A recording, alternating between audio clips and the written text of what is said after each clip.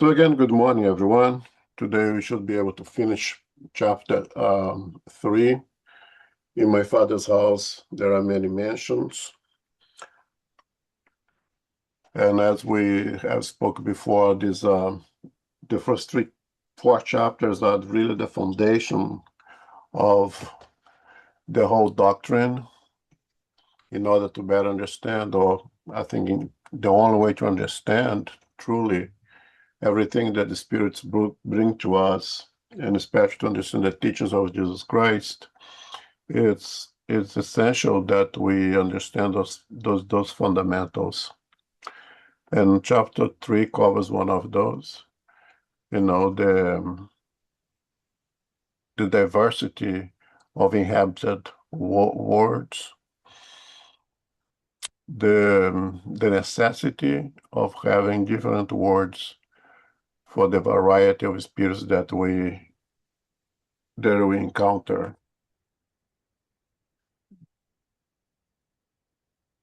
And just to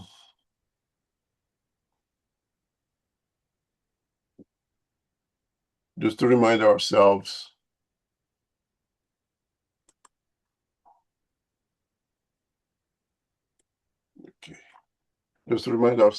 what this chapter covered after item 13. Soraya, can you read?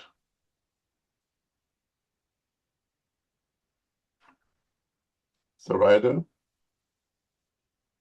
Yes, I'm here. I'm sorry. Can you just read number 1 for us? Of course. Let not your hearts be troubled. You believe in God. Believe also in me. In my Father's house are many mansions. If it were not so, I would have told you. I am going to prepare a place for you. And if I go and prepare a place for you, I will come again and receive you unto myself, that where I am, you may be also. John. Right. So this word of Jesus, that John brings to us in his gospel, in which he states that there is a Father's house. And in the Father's house, there are many different dwellings. So you can understand here that the house is basically the entire universe, the whole creation of God. We cannot escape from being in the Father's house. We are all in the Father's house. But there are different dwellings. And if there is different dwellings, there must be a reason for it. And there must be different kind of spirits that will inhabit those different dwellings.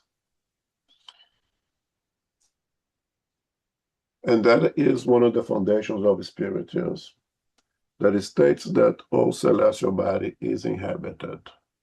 Some inhabited by only discarnate spirits, and some inhabited by discarnate and incarnate spirits, like the planet Earth, that we are living here with the physical body incarnated, but amongst us, surround us, there is a multitude of spirits without a physical body also, right? And the chapter continues the different states of the soul and spiritual wandering, the different category of inhabited worlds,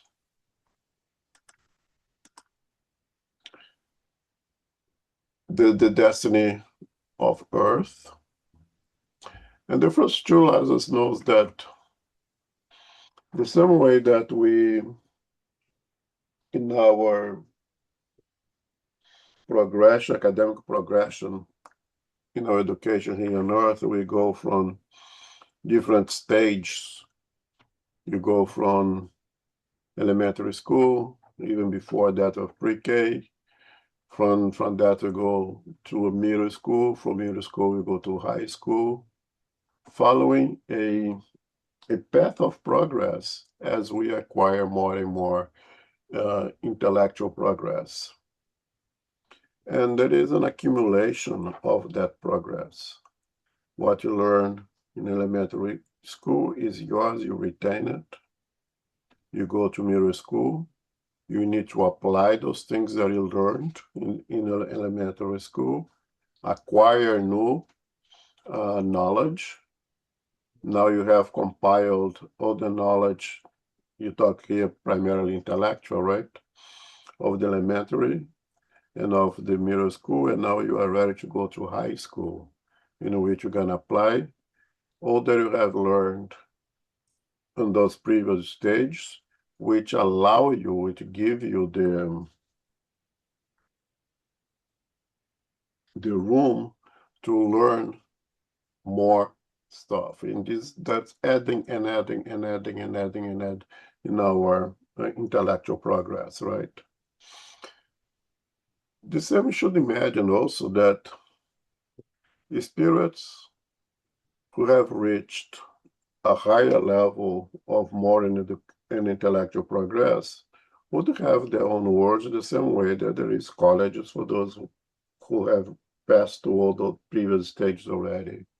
And they also have to be words for the newbies, for the spirit that will just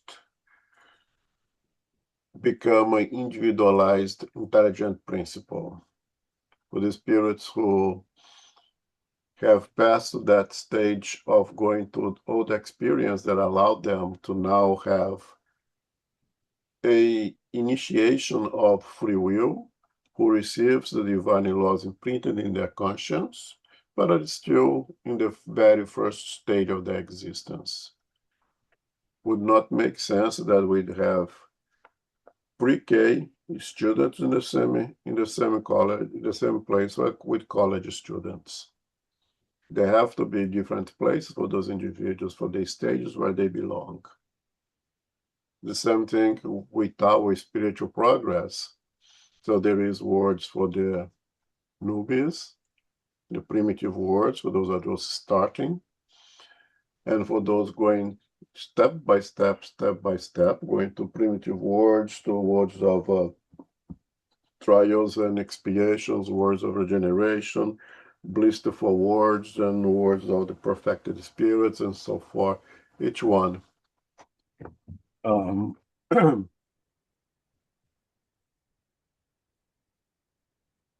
giving us the opportunity to apply what you have learned before and adding to it, both morally and intellectually, right? And then we saw the state of Earth. We saw that talking about the superior and inferior words. And today we're going to start on words of tests and atonements. And all those passages that we're going to learn here today are messages from St. Augustine, quite poetical, but it's still very straightforward and energetic on his statements. So, Ida, you're good to read? Yes.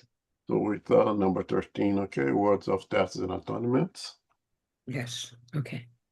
Worlds of test and atonement. Number 13. What more is there to say about worlds of atonement that you do not already know? Since you have only to look at the one in which you live. The great number of superior intelligence among your inhabitants indicates that the earth is not a primitive world, destined to receive beings that have recently left the hand of the Creator. The innate qualities that they bring with them constitute proof of their having already lived and achieved a certain degree of progress. However, the number of vices to which they are subject also shows their great moral imperfections. This is why God has placed them in an ungrateful world in which they can make atonement through hard work and suffer the miseries of life until they deserve to ascend to happier planets. Okay, so St. Augustine is telling us here that when he asks us, what else can I tell about planet Earth that you already don't know? Because this is our home. This is the place where we belong at our stage of moral and intellectual progress. And he mentions over here that this is not pre-K anymore. This is not the place for the youngest spirits, just being created by God, just being individualized as an spirit, having passed to all the stages that allow them to reach that level. But it's not the word of the higher spirits yet as well, far from it. That this is a place where we come to learn, to expiate for the mistakes of the past, which is a sign of progress in itself.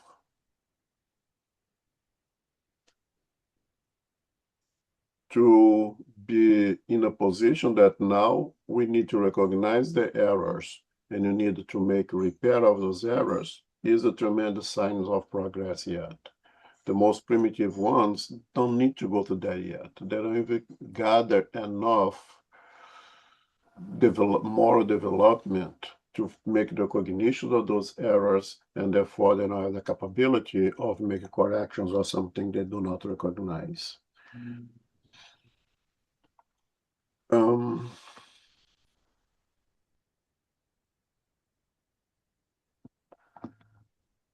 It's the innate qualities that we bring with us is a tremendous sign that we are not so primitive any longer. This innate faith that we have, that natural for us to have the concept of the divinity. It might be at one stage that you associate that divinity with natural elements, with the sun, with the moon, with the waves of the ocean, whatever.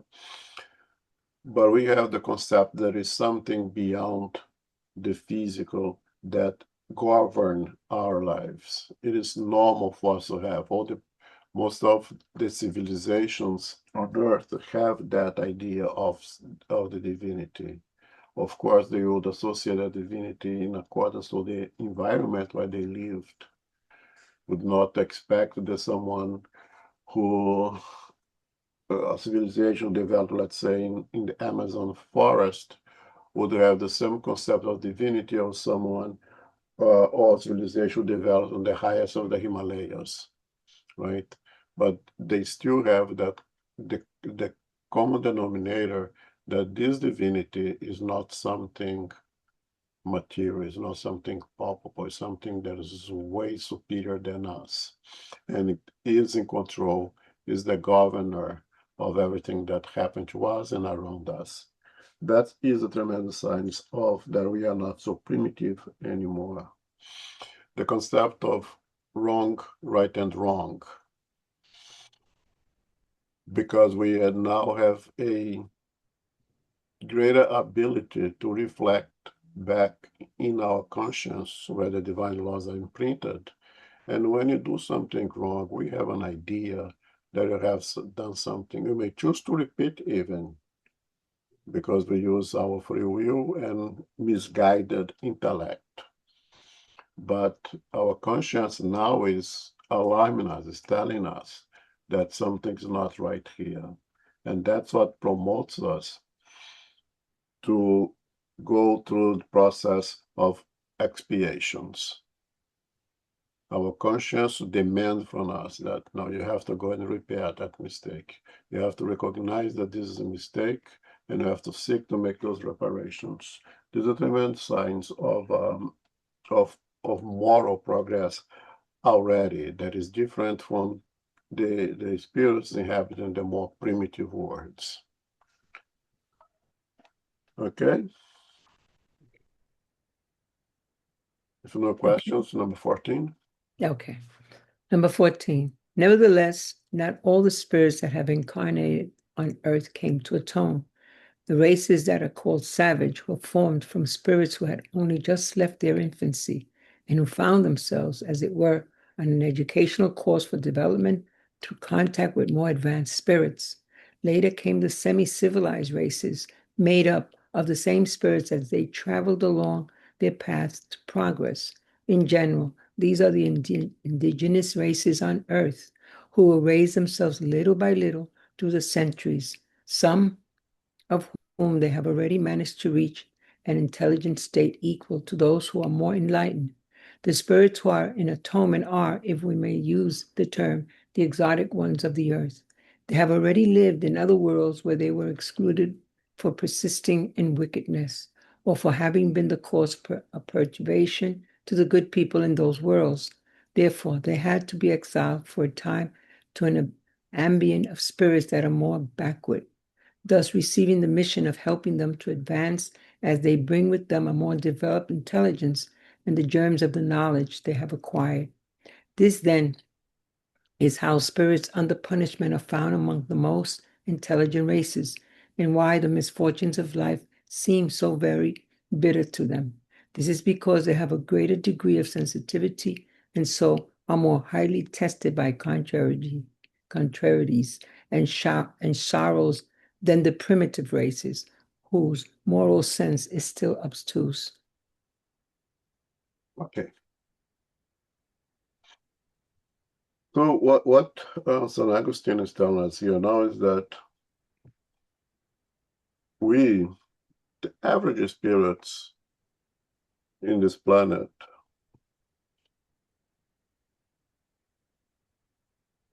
not the ones still closer to the primitive stage, not the ones closer to the highest level moral achievement. We, the average spirits, we are both. We are disciples of those who knows more than us. I.e., we learn from those who have a greater intellectual and moral progress on the baggage already. We learn from the Divaldos, from the Chicos, Chico Xaviers, from the Mother Teresas, and from the highly intellectual one. You learn from Einstein, you learn from Socrates, and so on and so on, right? But we are also teachers. We are teachers for those who know less than us. We are teachers for those who are still closer to the primitive world, who just made from the primitive world and now enter here. Because we cannot learn from ourselves. We learn from someone else. And in this path of progress, it is our responsibility to pass along what you have learned. This is the basis of the teachings of Jesus as well, the work of charity, that we limit the charity to assistantialism, to giving material needs. But the great amount of charity is passing along what we have learned, both morally and intellectually. You know, you see, we learn from those who have passed through our stage already. It's now our responsibility to pass to others who have not reached our stage yet.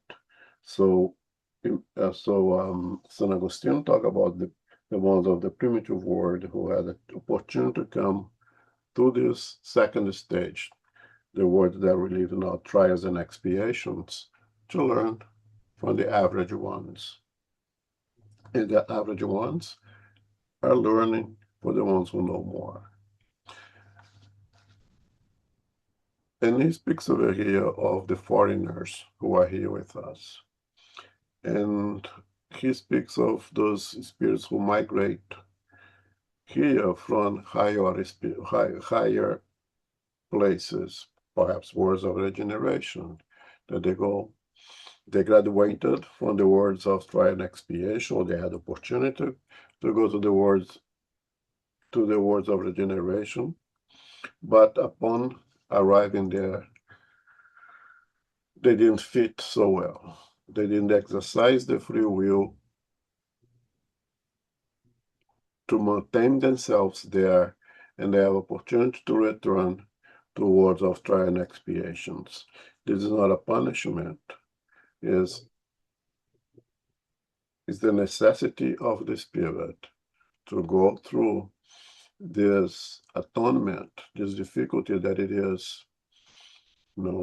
Of course, it's just an analogy, right? They reach college, and they don't do well in college, and they decide to send you back to high school or to middle school.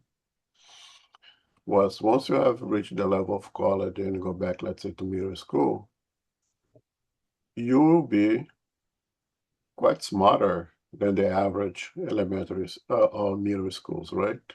So you are now in a position that you atone, you suffer that all your friends or your bodies are all the way over there in college doing things of college.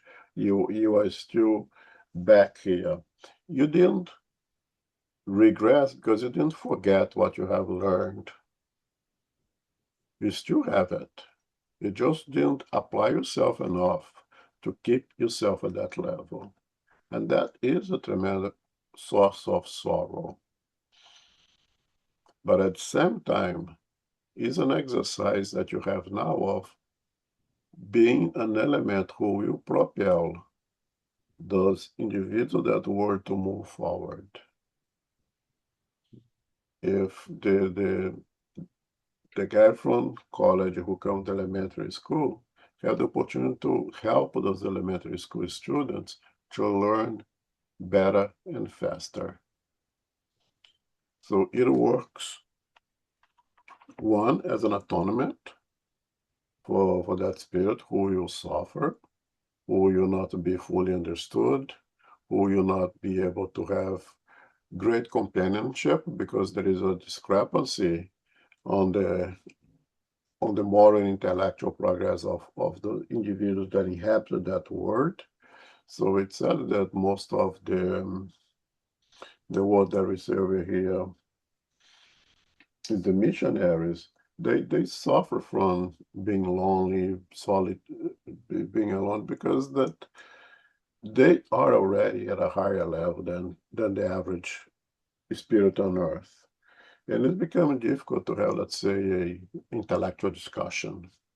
I mean, it's very hard for, let's say, the college student who perhaps takes a few courses in philosophy, let's say, to have a philosophical discussion with someone in middle school, right? You can teach, but have a discussion becomes difficult. And that's a sense of sorrow for that spirit. But at the same time, that spirit has opportunity if it applies its free will properly. Go back to those words, live in a world of regeneration, let's say, and come back to our level over here, world of tried expiations where evil prevails over good. Allow for himself or herself good to prevail over evil, be an example of how to make good to prevail over evil, does the job, and may be able to return in next incarnation, of a few incarnations ahead, back to the worlds of regeneration. So it's an opportunity to catch up with those who he or she left behind for lack of doing the work. It comes to a point in our progress in which our free will is augmented. You have more possibilities, we have more choices, you can do more things, but with that comes greater responsibility of it as well. So for spiritual students, let's say in the primitive world, they have very little responsibility. A spirit who makes to the world of regeneration has tremendous amount of responsibility. He needs to use his free will he or she free will properly, as to maintain the quality of that environment as is. Because the good spirits will not allow that, let's say, as an example, if I go to the spiritual regeneration, but I continue to persist in evil, and I start to contaminate that environment, they will not allow that to happen. I misuse my free will. Now I have to go back to where I belong, where I have more harmony at this point, where in a place where evil prevails of good. It will be a shock, it will be an atonement, it will be a suffering, but an opportunity to catch up and return to the world of regeneration if I use my free will properly.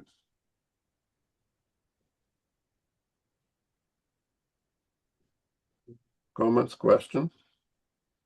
Yeah, I think it is important for us to understand that Emmanuel, in the book On the Way to the Light, brought to us specific cases, right, of spirits from a more advanced civilization, from the constellation of Capella, that came to Earth around 10, 15,000 years ago.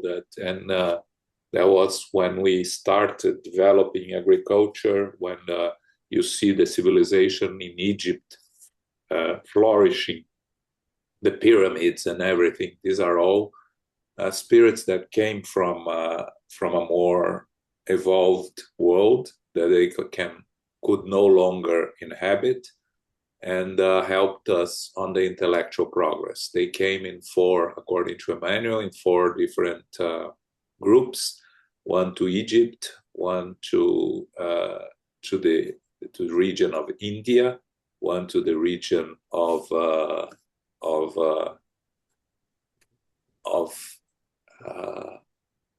what is now Iran, and the other one Iran, Iraq, and the other one in Europe, right?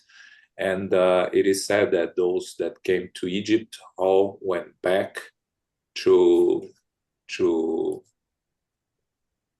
Capella already. Those that the others, some went back, mostly stayed here, especially those that formed the European races, right?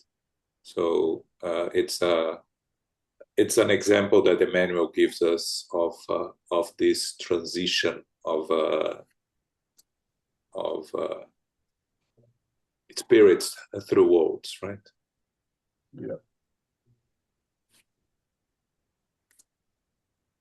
Okay, number 15. Yes. Okay. Consequently, the earth offers an example of a world of atonement, and although the variety is infinite, they all have one thing in common. They all serve as places of exile for those spirits who rebel against the law of God. This means that these spirits have at the same time to fight against the perversity of humankind and the inclemency of nature that is doubly odious, but which will develop the qualities of heart and intelligence simultaneously. God then, in all his goodness, allows punishment to become something that will benefit the spirit's progress. St. Augustine. Okay, so again, all those passages are from St. Augustine. And it's just exactly what John just have told us. John has told us.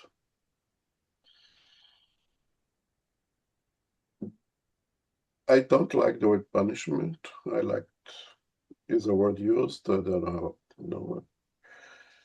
But if you use a punishment as an opportunity to recognize mistakes, to make readjustment, to make reparation, then okay, if you define punishment as being that, I accept it. It's okay.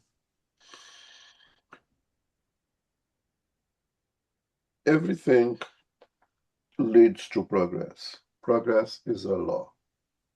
And St. Augustine will restate that here soon. We are on the path of progress. The law did not allow us to regress. There is no regression. We can unlearn something. Once you learn something, you learn it. Moral and intellectual.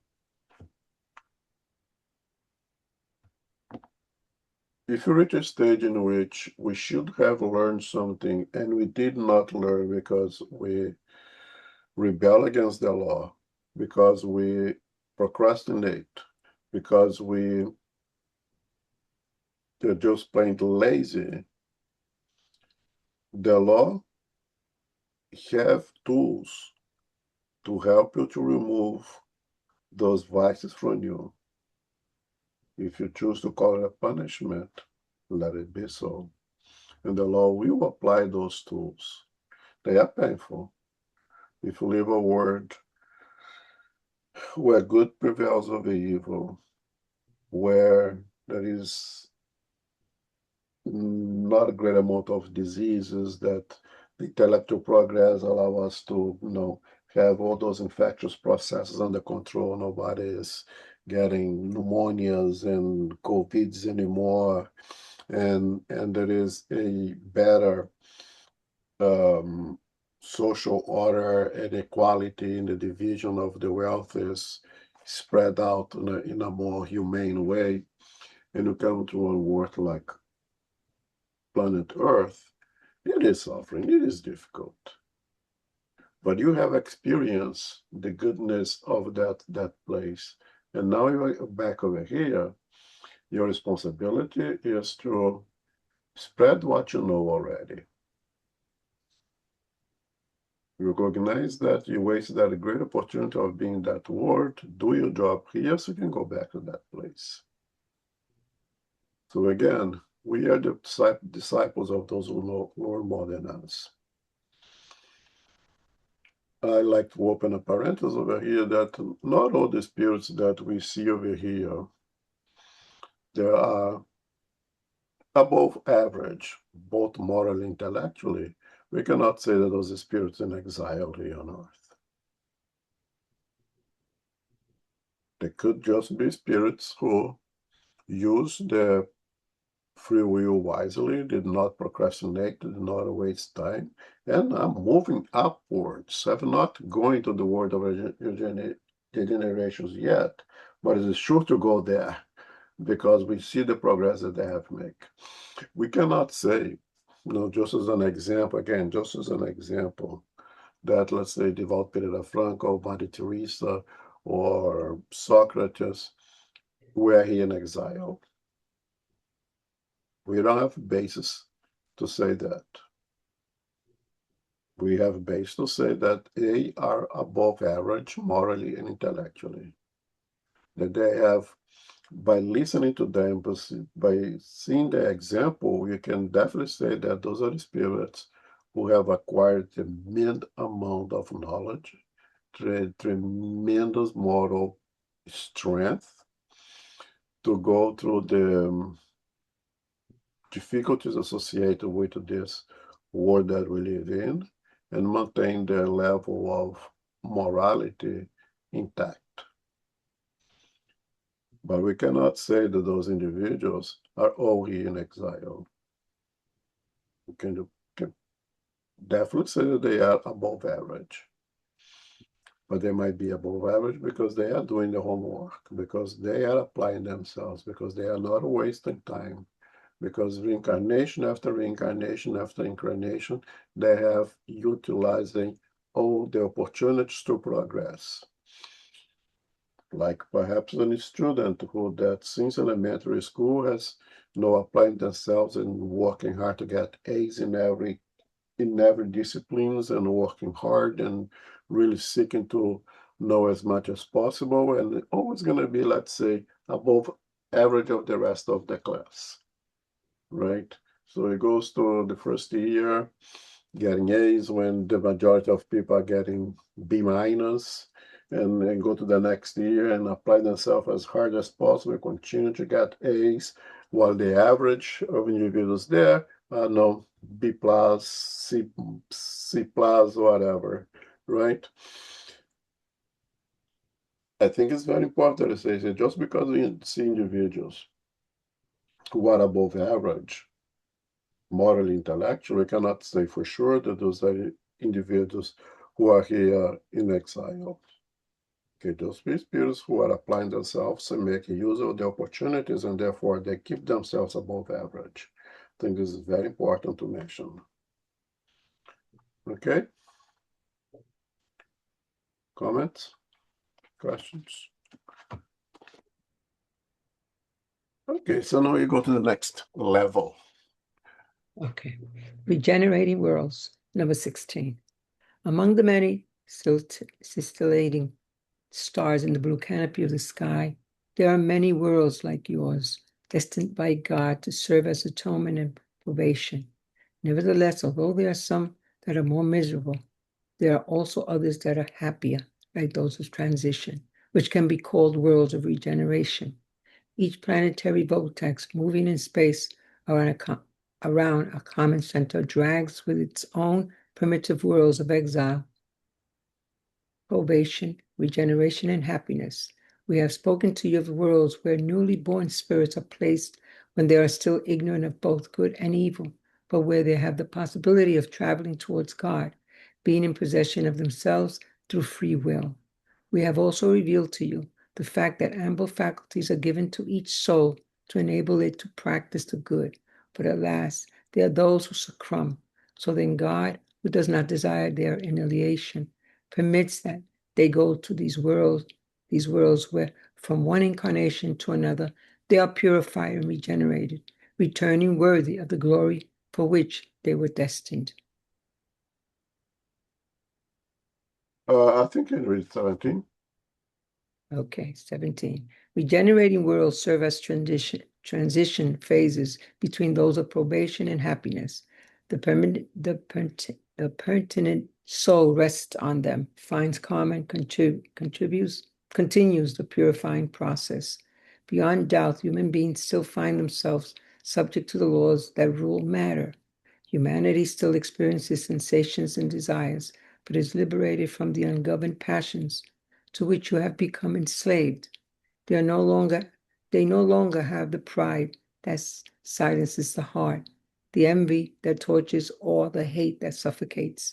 The word love is written on every brow.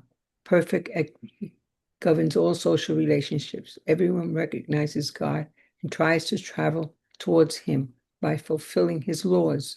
However, perfect happiness still does not exist in these worlds, only the daunting of happiness. Human beings are still made of flesh and blood, and because of this are subject to vicissitudes from which only the completely dematerialized beings are liberated. There are still tests to suffer, although without the poignant anguish of atonement. Compared to the earth, these worlds are very pleasant, and many of you would be happy to inhabit them because they represent the calm after the storm, convalescing after cruel sickness. Therefore, being less absorbed by material things, humans there perceive the future better. They comprehend the existence of other pleasures promised by God to those who show themselves worthy when death has once again released them from their bodies in order to bestow upon them the true life. It is then that, being free, the soul hovers above all the horizons, no longer the feelings of gross matter, only the sensation of a pure and celestial perispirit absorbing emanations direct from God, and the fragrance of love and the charity coming straight from His breast. Thank you.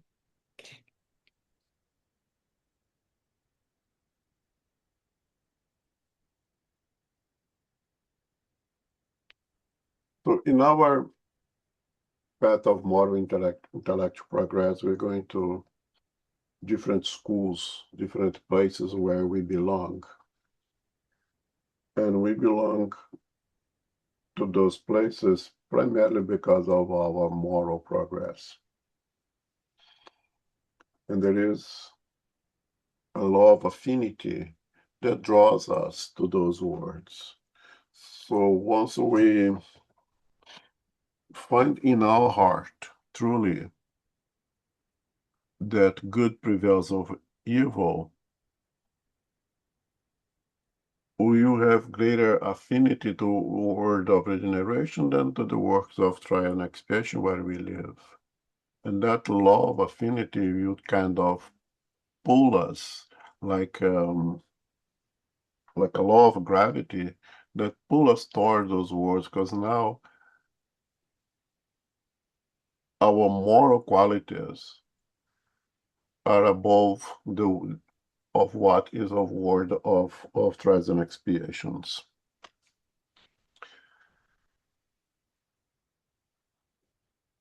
These are not perfected words, not blissful words yet. Words that still there will be trials to experience, but no longer atonements. Because now goodness prevails over evil, it's very unlikely that we're going to have to go to an expiation, because you're not going to commit the severe crimes against the divine laws that requires expiations or atonements. And if you do, there's a good chance that you're going to have to regress, to go back to the words of trial and expiations, because now you demonstrate to ourselves, to our own conscience, that there is evil prevailing over goodness. The necessity of go to atonement is an indication of there is still evil prevailing over goodness. Then we're going to have the opportunity to go by the same law of affinity that will pull us, gravitate us more towards the words of trials and expiations, and we will be one of those migrants and exiles on those planets. But again, is a period, or is a time in which we kind of take a break from all the hardship of the world that we live today. That we have an opportunity to kind of take a breather from everything that you experience here. Imagine being in a place where good prevails over evil, in a sense that there is no one, or at least a very minority, is still with the necessity of atone for something. If it becomes difficult to atone for something in a place where things goes well. So as an example, let's say someone who should atone for passing to severe hunger and is incarnate in a world, let's say, like Norway or Finland, where basically there is no hunger. There's nobody hungry over there, because there's guaranteed food. There is a social system that prevents people from going hungry. So that individual should not be able to incarnate if they need to go to experience malnourishment. It becomes not a good idea for that spirit to incarnate in worlds where there is not a possibility for malnourishment. Would have to reincarnate in parts of the planet where there is a great possibility of being malnourished. The very poor countries, let's say in Africa or even Brazil or even in America, right? But in certain parts of this world today, basically hunger and malnourishment is somewhat eliminated.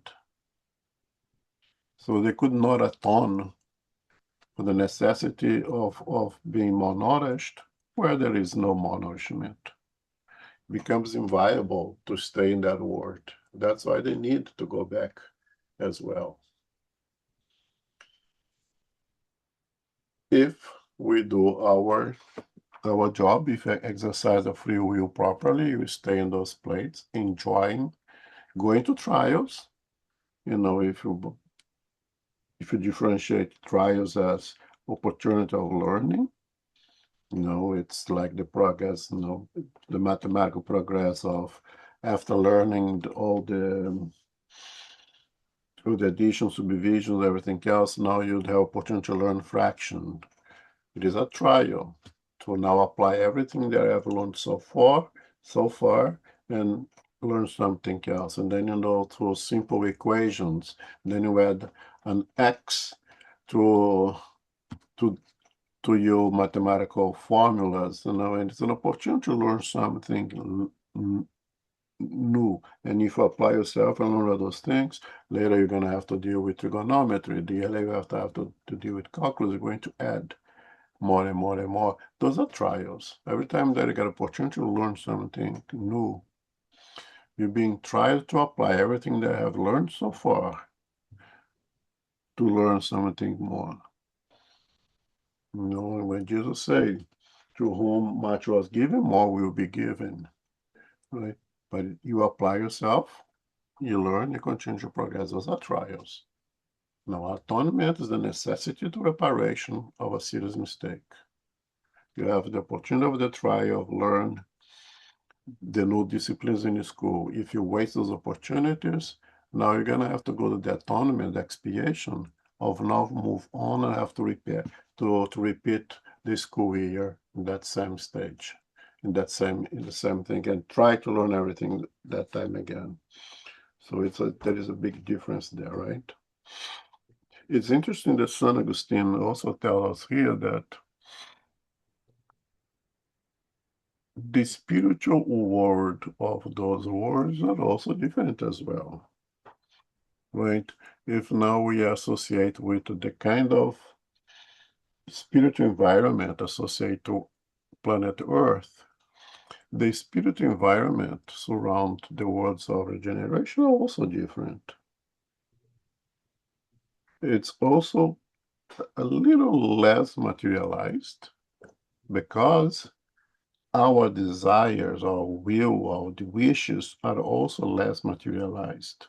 We have evolved a little bit more that you don't, once we leave the physical body in those words, go back to the spiritual plane, you're not going to have the sensation of being hungry for food, or being hungry for sex, or being hungry for cocaine and things of that nature.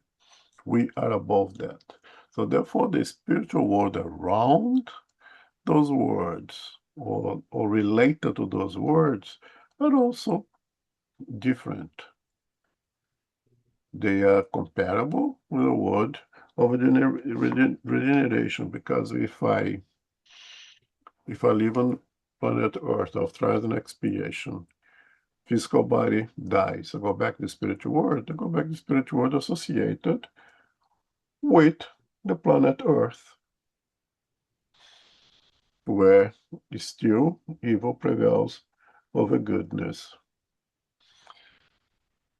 And now be associated with spirits that match my stage more than in the incarnate world.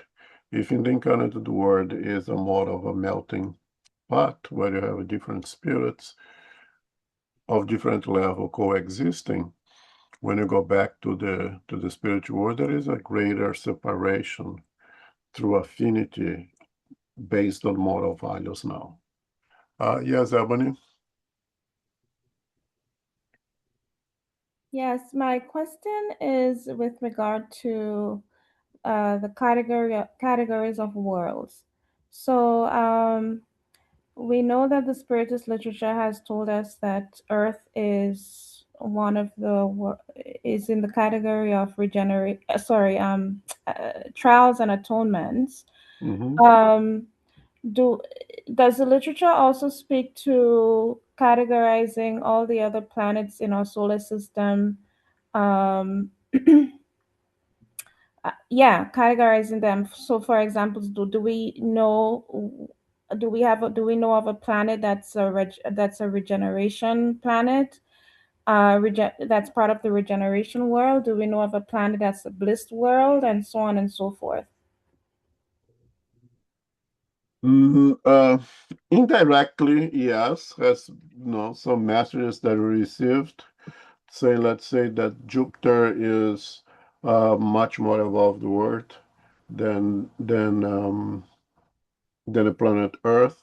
The way I interpret here would be a word of regeneration, if not even above that. And we have messages saying that the sun is a planet, or is a celestial body, not planet, of course, a celestial body that receives pure spirits. It said that there was a meeting when they were talking about the formation of the planet Earth, that the perfected spirits met um, on the celestial body that we know as sun. But the doctrine itself does not have this intention of categorized celestial bodies by the spiritual level of development. It's just in the literature, it's have been mentioned Jupiter's, have been mentioned Sun, but that is not the direct um, teachings to us of how each celestial body is categorized according to its spiritual development. Okay.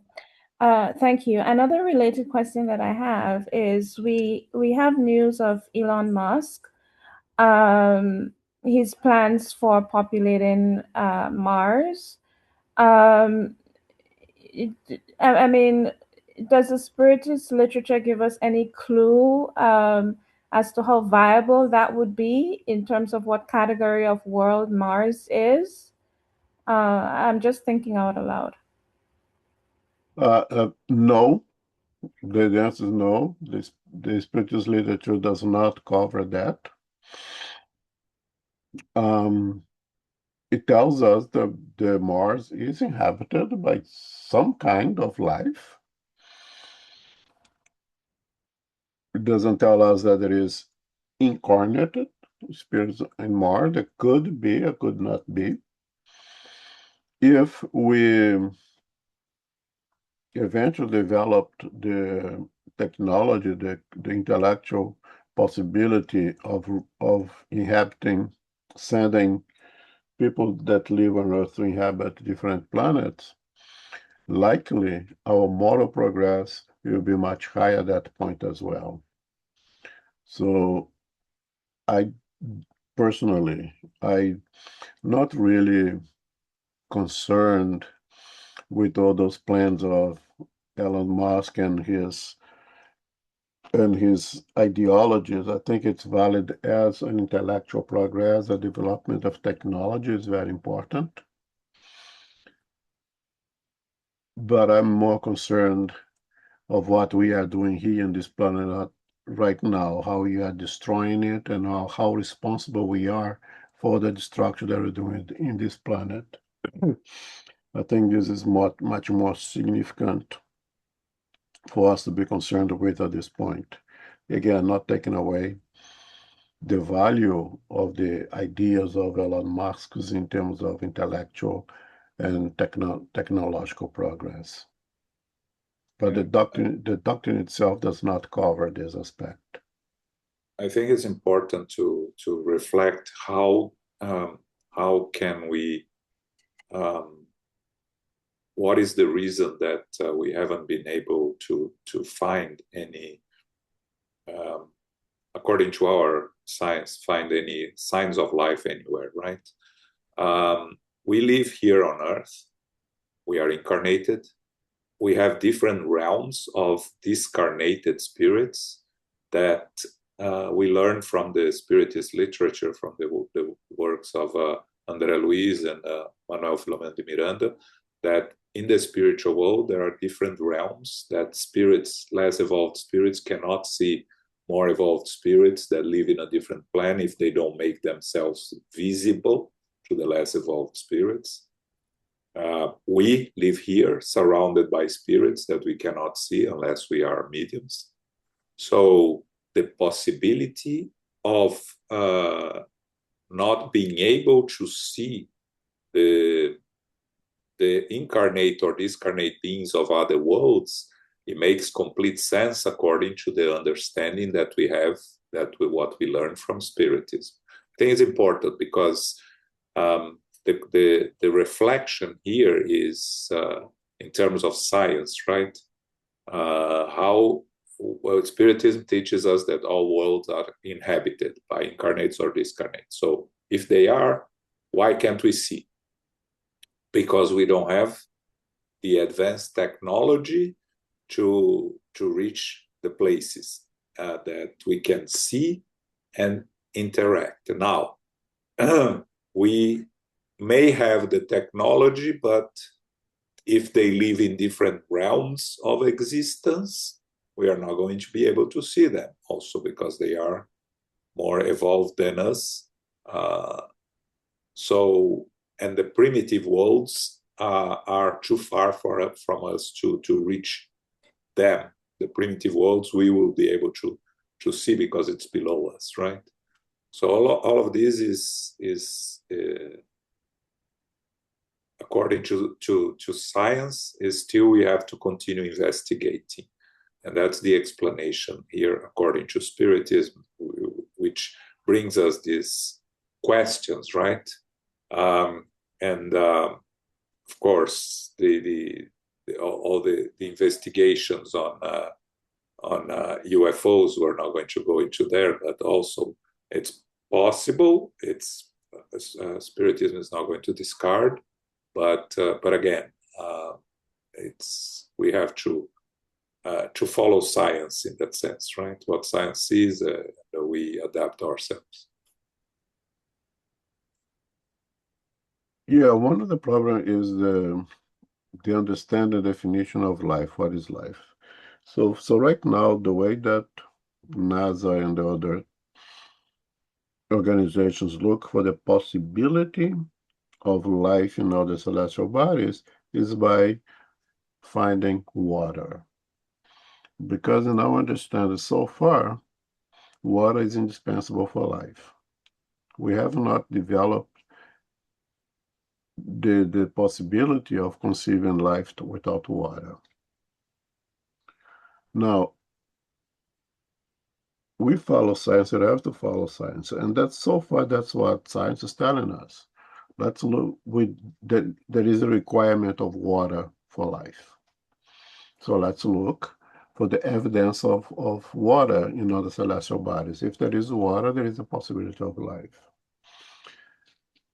Spiritism tells us that that's not necessarily the case, so that's not the case. There's different forms of life that may not require water, but our science have not got there yet. So that's why one of the things that I think that I'm not so concerned with the goals and ideals of Elon Musk. I think, again, it's good. It promotes intellectual progress. It promotes development of technology. And perhaps will lead us to consider the possibility of life in different forms of what we understand life is here. So all those things are good, but it's still pretty far from it. And also consider the possibility of life without physical bodies, or a physical body as we understand, because in an atmosphere on a planet, it's just only gas. We could not imagine life being anything like planet Earth, which is a solid planet. A planet where usually the wind normally, runs at, 1,000 miles per hour. We cannot conceive life as we understand life in an environment like that. But is it possible? Spiritists tell us, yes, it's possible and it happens. So we are very far from it. And I think from now, personally, we should really be concerned with the planet Earth, what we are doing to this planet, and how to make sure that we don't mess it too badly, because we are responsible for this planet that God offered to us to develop ourselves here, to be able to go to the next stage that the planet is transforming itself.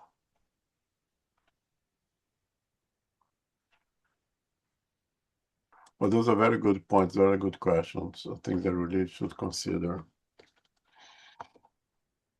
And number 18? Okay. But at last, humanity is still fallible, even in these words. The spirit of evil has not completely lost its empire. Not to advance is to fall back. So if humanity is not firmly placed along the pathway to righteousness, they may return yet again to a world of atonement, where new and more terrible tests await.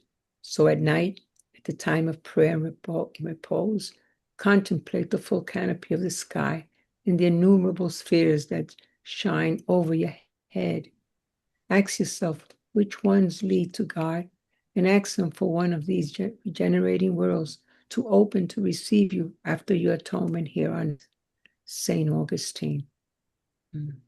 Okay, you already covered that, but it's very important to remind ourselves that the more we progress, the more responsible we are. That if we have a greater amplitude of our free will, we are also more responsible of what we do with it. That even though we go to the planet is transforming itself in a planet of regeneration, in which good will prevail over evil. If we make to the cut and we merit to stay here and not to be exiled to other worlds, inferior worlds to what planet Earth is transforming itself now in a planet of regeneration, our responsibility is much greater now to make sure that we keep ourselves with that stage of goodness prevailing over evil. Doesn't mean that we are pure, that you don't have evil anymore. But goodness prevails in ourselves, not only around us, but in ourselves over evil. That it may come to me a thought of doing something bad, but you not act on that thought anymore.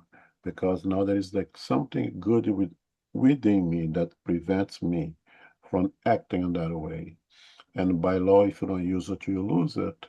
Every time that I thought of doing something that goes against the law, and I say, no, I'm not going to do it because it's not a good idea, although I have that this thought come to my mind, the desire come to my heart, I persist in not doing it, then those thoughts become less frequent and eventually disappear.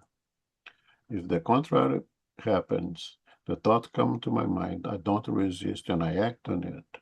I demonstrate myself that evil prevails over good.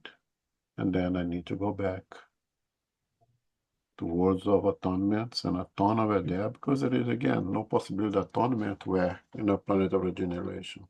There is no possibility of being malnourished when there is good food guaranteed to me. I have to go somewhere where I have the probability and the possibility to atone in accordance to my needs, so I can progress and again eventually turn to the words of regeneration.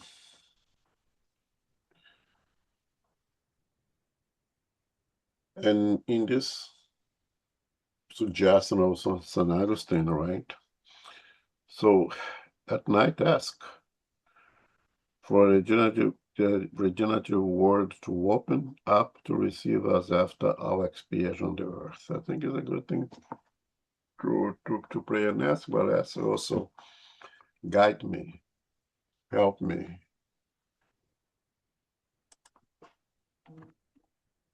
To avoid, to do things that leads me to need to go back. Guide me that I continue applying myself, exercise my free will in order to assimilate all that I have to assimilate here on the stage where I am now. Not really being concerned on the next stage, but being the best student at this level that I am right now. Learn what's here for me to learn, so while you merit to go to the next grade, to be inspired to not waste opportunities, to be inspired to apply the teachings of Jesus, since this is the guideline that we have that allow us to go at a good speed from one stage to the next. All right, Okay. let's finish the chapter now. Okay. The progress of the worlds. 19. Progress is a law of nature. All beings of creation, animated or not, have been submitted to this law through the bounty of God, who wishes everything to be exalted and to prosper. Even actual destruction that appears to be the end of everything is only a means of reaching a more perfect state through transformation, seeing that everything dies only to be reborn again, suffering no consequence from the annihilation. At the same time as living beings progress morally, so the worlds in which they live progress materially. If we were to accompany a world during its different phases, from the first instant the atoms destined to its construction began to agglomerate, we would see it traveling along on a constantly progressive scale. Although these steps would be imperceptible to each generation, it would offer its inhabitants a more agreeable home as the generations pass, according to the manner by which they themselves advance along their pathway to progress. Therefore, we find that together with humans, the animals that are their helpers, the vegetables, and the inhabitants are all constantly marching along because nothing in nature remains stationary. How glorious this idea is, and so worthy of the grandeur of the Creator. It would be poetry, and unworthy of his power if, on the contrary, he concentrated his solicitude and providence on an insignificant grain of sand, which is this planet, so restricting humankind to the few people who inhabit it. According to this law, Earth has been in a materially and morally inferior position to that which it finds itself in today, and it will lift itself up in both these aspects in order to reach a more elevated degree in the future. The time has now been reached for one of those periodic transformations which will move the earth upward from a world of atonement to that of regenerating planet where humanity will be happy because God's laws will reign. St. Augustine, Paris, 1862. Okay, so we close this chapter with the law of progress. And St. Augustine is make a statement that progress is one of the laws of the nature, period. And if it's a divine law, it's a law created by a perfect being, is a perfected law. It cannot be altered in any way. Progress is a law. We are all inserted in this progress. And everything, all the creation is inserted in this law, from the atom to the archangel. When you go to all these steps since the moment of creation as a simple and ignorant, even before that, going to the stages in the mineral, in the vegetable, in the animal, progressing until we reach the level of individualized intelligent principle. And we start our journey now with a little bit of free will, with augments as we progress morally and intellectually, and of course become more responsible for everything that we do as well. Everything is progressing from the moment of the creation until we reach the level of the perfected spirits, and we don't stop. Even there, you continue to progress. Please don't ask me how is that possible. It's way beyond our ability to even try to concede this idea yet. And it gives us the example of the planet Earth itself. And if we look at what the planet have gone through, this development, it progressed in physical. Remember, at one point the planet was nothing but a surface of explosions and earthquakes, and right and left. The waves were massive. At one point, there was not even water yet, and then no water came here, most likely through asteroids. That's the newest possibility being considered, and some consider the possibility that there was some formation of water in the planet itself, but most of it comes from outside, comes from asteroids. So there is from dry to have some water to minimize the amount of explosions on the surface. Then you have to go through a chemical transformation. After the physics, you have to go through chemical transformation, and then the diminution of the amount of carbon dioxide, the diminish the amount of ammonia in the air that allow the formation of the first life to come. And the first life to come is also part of this chemical progress. And then we start this biological progress, the biological phase, that development later on of life that produces photosynthesis, and with that there was the accumulation of free oxygen on Earth that allowed the life of aerobic beings to live. And then you come the time of the dinosaurs, the huge the huge reptiles, and then the elimination of those gigantic animals that would not allow anything else to survive, that they would basically extinguish themselves one way or another eventually. And then we come with the mammal's life, and from being able to survive after the extinction of the reptiles, and then comes until we get to the human face of the planet. It's still in the primordials or the prehistoric times. Then you go through a social development until you get to civilizations, and now you're going to the spiritual phase or moral phase that we are now, the very stages of this planet, until it continue to be the planet, but now at another level, as if the same building once was a preschool building, and then was transformed in the elementary school and then when everybody progressed over there, it transformed itself in a middle school, and when everybody progressed, transformed itself in a high school, and continue to progress, and now the next phase that we are ready to encounter.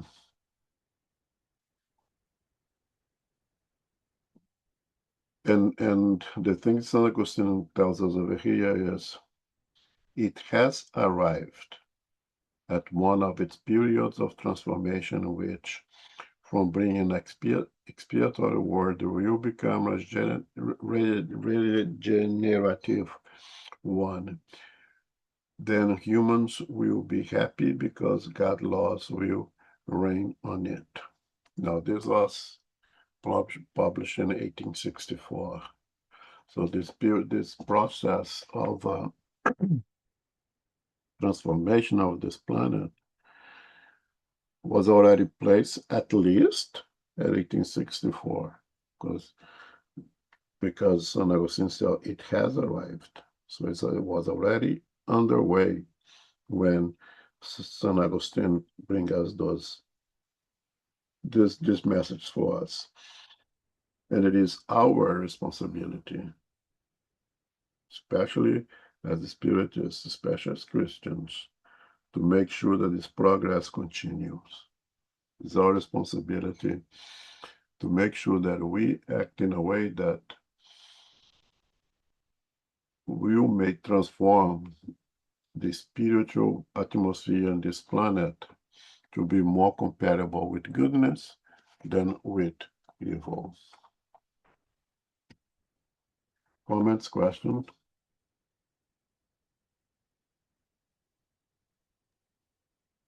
I think when there is a lot of talk about moving to world of regeneration, right? And we see by the what St. Augustine tells us in 1864 that this is a process that takes time, right? There is no fixed date because it depends on free will of the majority of spirits incarnated and discarnated here in this planet. But we can see the results of the world of regeneration already being established in some places, right? You talked about Norway, for instance, right? We can see some countries, a few number of countries that already have better living conditions for all inhabitants. Doesn't mean that they don't have still inferior spirits, they don't have evil, but it's in minority, right? The majority of the population lives in peace, lives with harmony. If you go to a place like Finland, Finland is one of the most equitable places in the world, right? Where you all population, most of the population live in peace. They live in contact with nature a lot, and you can have a taste there of what is a world of regeneration, and eventually it will spread, right? If you consider that 200 years ago, those northern countries were still underdeveloped countries, and now they are, let's say, in countries that are considered the world of regeneration. You can see the example of South Korea, right? That became a developed country in 50 years or 70 years. Of course, with a lot of issues there that goes along with the difficulties that they position and forceful positions of things that may not be palatable for everyone, but it is possible. It is doable. Again, it's not perfect, but it is doable. So, world of regeneration is happening. It's our choice, our free will that will make us be part of it or not, right? The Spirit tells us that there are already groups of spirits being removed from this planet to a less evolved world, not as a punishment, but because it's how they attune. They attune to the less evolved worlds better than they attune to Earth, so they will be having opportunities in less evolved worlds to continue their progress. The law is of progress. It's a perfect law. As Almo says, it's God's law, so it happens all the time to everyone, all the planets, all the spirits, and everything. Okay. Yeah, it's interesting. And when 1917, when St. Augustine talk about the word of regeneration, this says the word love is written in every brow. A perfect equity governs social relationships, and that's what you see in the countries that Jean just mentioned over here. There is one thing that we are lacking is that, and all acknowledge God, endeavoring to evolve towards Him by following His laws. Even though we see them in those countries, religions are kind of taking a step back. The acknowledgement of God is being expressed in a different way, not in a religious sense. When they say that, oh, we made a commitment that we'd rather everybody to have enough to have a dignified life than one have a lot more than others. This is a Christian acknowledgement over here, even if the word they called it Jesus on it, even if they don't go to the church and thing. There is the practice of those moral values, even without the religion. When they say we made a commitment to that, education is essential, that every child has the right and the duty to educate him and herself, it is a Christian acknowledgement. It may not come with the name of Jesus Christ, but it may not be going to the church for many reasons. But we see that to acknowledge the Creator can be done in many different ways besides of the religious aspect of it.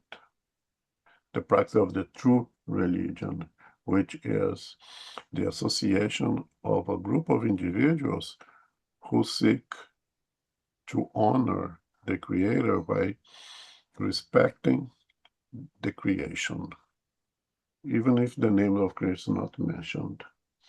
When they seek to protect the environments, when they seek to protect the fauna, the flora, the forests, as they do in those countries when you see all this progress, but they always make sure that the forests are preserved as much as possible. This is a way of respecting the Creator in many different ways that's being done in those words. If it's lacking right now, a more direct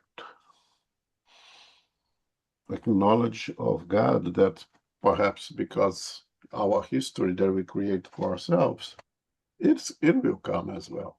But they could not reach that level of progress without a direct or indirect acknowledgement of the divine laws. And next month we start on chapter 4, which the last great foundation of Spiritism. We're going to be dealing with reincarnation. Any comments, questions?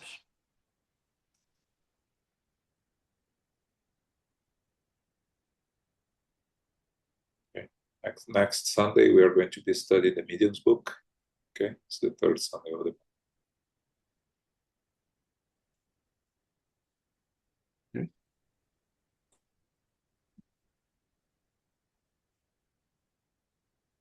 Carol, can you do the last prayer, please? Yes, certainly. Thank you very much, Elmo, for hosting for us today. Thank you, John, also. And thank you, Sarida, for reading for us again today. And for everyone who is here, we thank you and for participating. Infinite Creator and Supreme Intelligence, we give thanks to be together for our studies of the Gospel according to Spiritism. Chapter 3, which includes the worlds of trials and expiations and the progression of worlds. There are different environments and worlds for incarnates to inhabit according to our progress. There are inferior worlds and highly advanced worlds. We are evolving here on Earth, learning from intelligent inhabitants and also from those who are less advanced. We are here to progress morally and intellectually in each reincarnation. We have choices, responsibilities, and the use of free will with our discernment and service to others.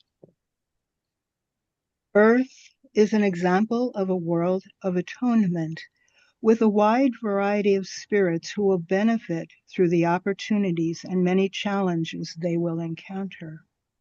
Perfect happiness, unfortunately, is not yet here on Earth. A world of regeneration will be a place where goodness will prevail beyond pride, selfishness, and evil. May we be guided and inspired to progress each day within the divine laws of progress. We give thanks to our spiritual benefactors and the good spirits for guiding and inspiring us today.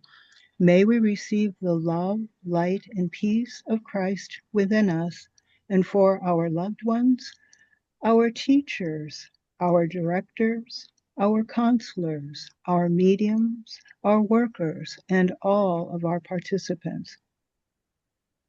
We pray for inner peace, and especially now for world peace, and for those who are suffering in the physical and spiritual worlds. We pray for our center, SGNY, and all Spiritist centers throughout the world, that they may grow, prosper, expand, and be protected throughout the day and throughout the night. As we close, we humbly ask for safety and protection as we return to our family, friends, loved ones, and co-workers. Excuse me. May we go forth and remind ourselves now to be beacons of love, of light, of peace, of service, and charity, which is love in action. May peace and love prevail. So be it.